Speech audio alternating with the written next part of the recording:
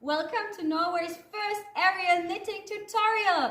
Today we're gonna learn how to do really nice parnabands looking like this. It's the easiest technique possible, so let's start. Let's talk about the needles and the yarn. I chose yarn in size of 8. So it's really nice and cozy thick yarn.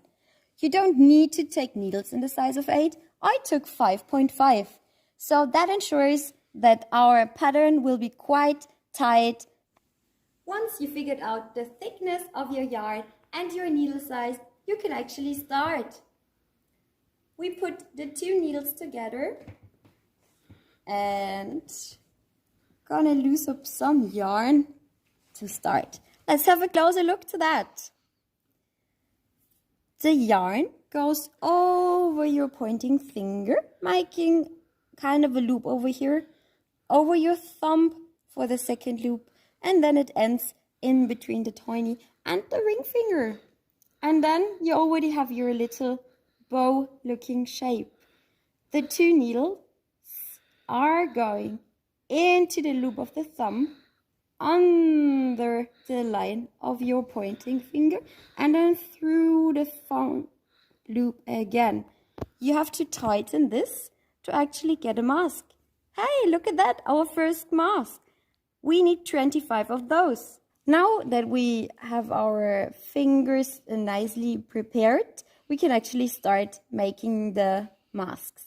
We're gonna do the right masks. These are the easiest ones. The right needle, the end of the right needle, goes into the first mask, gets the yarn from the back and gets a little loop outside. Then we have to get loose of the remaining mask. I show it again. The end of the right needle goes into the mask. You can also hold it with your left thumb. If that is really hard for you, you can hold it here, no problem. The right needle goes on, gets the yarn from the back to the front, and then you get rid of the remaining yarn. I show it again. Into the loop, get the yarn, make a loop, and get rid of the remaining mask.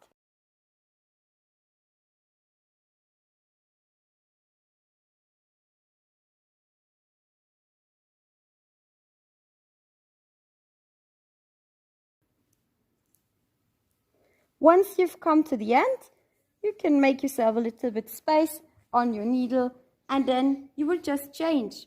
So the needle with the masks and the yarn on it gets to your left hand, the free one gets to your right hand, and you're going to prepare your fingers again.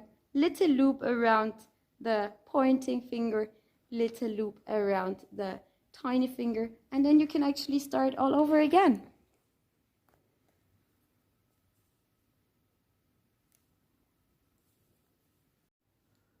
If you go on and on doing the right masks as we just learned right now, it will look like this after some time. This is 20 rows. Actually, if you count them, you will only count 10 because you only see the one side, and then of course the other side is 10 as well, which is 20 rows. But this is not enough for a parnaband, for a headband, right? So you really have to go on. In order to make the right length of the headband, you can just measure your head. Of course, always measure it from the top a little bit diagonal over your ears. If you measure it like this, it will probably not fit you very well at the end. If you reach the length that you actually need for your headband, you can just sew the endings together. Have a look to that. You can sew it, you still see the sewing line, but it's actually really tiny and it won't bother you at the end when you actually wear your headband. I even like to wear my headband when I'm doing my circus studies.